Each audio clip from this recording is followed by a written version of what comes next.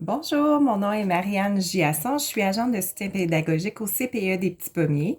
C'est à mon tour de vous faire une capsule Ça va bien aller. Cette fois-ci, c'est un peu différent parce qu'elle va s'adresser seulement à vous, les parents. On va parler émotions chez vos enfants. Vous avez sûrement déjà vécu les grosses tempêtes émotionnelles, des crises, des pleurs, de vos enfants, des changements brusques là, de comportement. On va parler justement pourquoi votre enfant fait ça et aussi on va voir comment, comme adulte, on peut les aider pour les accompagner dans la gestion de leurs émotions. Dans le fond, les émotions comme la colère, les pleurs, les crises, tout ça, c'est des émotions désagréables qui nous signalent qu'il y a un ou des besoins qui ne sont pas satisfaits. C'est un petit peu si on fait la comparaison avec les voyants lumineux dans votre voiture. Quand il y a quelque chose qui ne va pas, il y a une petite lumière qui allume, puis on va chez le garagiste pour faire réparer notre voiture. C'est la même chose pour nous. Hein? S'il y a une émotion qui s'en vient, c'est qu'il faut l'évacuer ou il faut aller chercher le besoin qu'il y a derrière tout ça.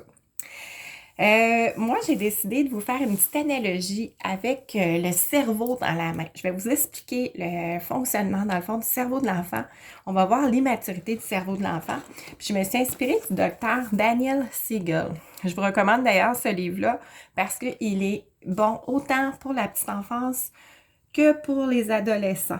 Alors, c'est un livre vraiment à acheter qui est Le cerveau de votre enfant.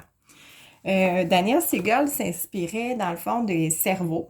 On dit qu'on aurait 3 cerveaux dans notre cerveau. On a le cerveau archaïque aussi, reptilien, qu'on peut appeler aussi, le cerveau limbique ou émotionnel, et on a aussi le néocortex qui est le cerveau supérieur. Alors lui, Daniel Siegel, imaginait le cerveau dans la main. Fait qu'on va s'imaginer qu'ici, mon avant-bras serait la colonne vertébrale. Ici, la paume de ma main représenterait le cerveau archaïque. Et si je replie mon pouce comme ça, c'est le cerveau émotionnel. Et en repliant tous mes doigts par-dessus, on aurait le cerveau supérieur, le néocortex. On peut même voir là, le devant de mes doigts pourrait représenter même la partie frontale. Alors, si je me mets de côté comme ça, on peut presque voir que ça peut ressembler là, au schéma du cerveau que je vous ai montré tout à l'heure. J'ai envie de vous le montrer comme ça, mais je vais d'abord vous décortiquer un petit peu les parties puis à quoi ça sert, puis on va comprendre pourquoi l'enfant réagit comme ça et a de la misère à apaiser ses émotions intenses. On va commencer par le cerveau archaïque, celui qui est reptilien qu'on dit aussi. À quoi il sert? Bien, il sert à gérer toutes les fonctions physiologiques de base. La respiration, le rythme cardiaque, la pression artérielle, le sommeil, l'équilibre. Mais c'est aussi surtout celui qui déclenche des comportements instinctifs qu'il y a aussi chez les animaux, comme par exemple fuir, attaquer et figer sur place. L'autre, le cerveau émotionnel, sert à ressentir l'agréable et le désagréable. Il nous permet d'éprouver des émotions aussi. C'est dans le cerveau émotionnel qu'il y a une petite partie, pas plus grosse qu'une amande, qu'on appelle l'amygdale. L'amygdale, elle, son rôle, c'est d'exprimer rapidement certaines émotions, en particulier la peur et la colère. C'est un petit peu comme le chien de garde de notre cerveau. Il est toujours prêt à réagir. Il nous permet d'agir avant de réfléchir. C'est parfait en situation de danger, comme par exemple si votre enfant est en train de tomber, sans réfléchir, vous vous précipitez et vous l'attrapez. Mais c'est un petit peu moins adéquat dans des situations de tous les jours. C'est le même qui nous fait faire des sauts quand on a un petit peur ou quelqu'un nous fait faire un saut. C'est aussi le même là, qui va vous faire allonger le bras quand vous conduisez, puis vous freinez sec. Alors, chez les enfants, ces 2 cerveaux-là, le cerveau archaïque et le cerveau émotionnel, les dominent. C'est ces 2-là qui les dominent jusqu'à environ 6-7 ans. Alors, comme leur cerveau supérieur n'est pas développé, ils sont dominés par leurs émotions. C'est un petit peu si on dit comme par exemple une maison en construction, le premier étage, le rez-de-chaussée est super bien fini, tout est fait, la peinture est faite, il est même meublé et décoré. Mais par contre, au premier étage, là, c'est vraiment le chantier. Tout est en désordre, c'est pas fini du tout. Fait que ça ressemble un petit peu à ça, dans le fond, le cerveau de l'enfant. Premier étage est bien terminé. Deuxième étage, ça laisse à désirer. Je parlais du néocortex. À quoi il sert, lui, dans le fond? Ben, il sert à réfléchir, faire preuve de logique, de raisonnement. Il nous sert à parler, percevoir, se mouvoir de manière volontaire et consciente dans l'espace. Faire preuve d'empathie, à apprendre, imaginer, créer, planifier, résoudre des problèmes. Mais surtout, il va servir à tempérer les comportements primitifs qui nous viennent du cerveau archaïque et du cerveau émotionnel. Qu'on peut voir que l'enfant, il n'y a pas ce qu'il faut pour réguler toutes ces émotions qui lui viennent. Il ne comprend pas même ce qui lui arrive quand il pleure comme ça. Hein, ça arrive, puis il ne sait pas quoi faire avec ça, même que des fois, les plus jeunes ne savent même pas les nommer. Ils ne savent pas ce qui leur arrive. Puis surtout, ben, ils ne font pas exprès pour vivre tout ça. Dans le fond, les enfants vont faire de leur mieux avec ce qu'ils ont comme cerveau, dans le fond. Puis c'est à nous, comme adultes, de leur servir de cerveau extérieur pour les aider à développer leur gestion de leurs émotions puis leurs habiletés sociales. Je voulais un petit peu vous parler aussi de ce qui se passe là, quand on est en colère, quand on est stressé, quand on est fâché. Alors, si je reprends mon cerveau dans la main, quand on est fâché, stressé, on se déconnecte de notre néocortex. Dans le fond, on est déconnecté de notre capacité à raisonner, déconnecté de notre logique, déconnecté de notre capacité empathique. Autant les adultes que les enfants ici. On va réagir un peu plus impulsivement aussi. C'est une réaction de stress. Puis une réaction de stress, bien, ça déclenche une réaction chimique dans notre corps qui va sécréter de l'adrénaline et du cortisol. Pour les enfants, c'est dommageable pour le développement de leur cerveau. Puis ce qui est malheureux, ben, c'est que c'est contagieux. Hein? Vous savez, ça vous est sûrement déjà arrivé.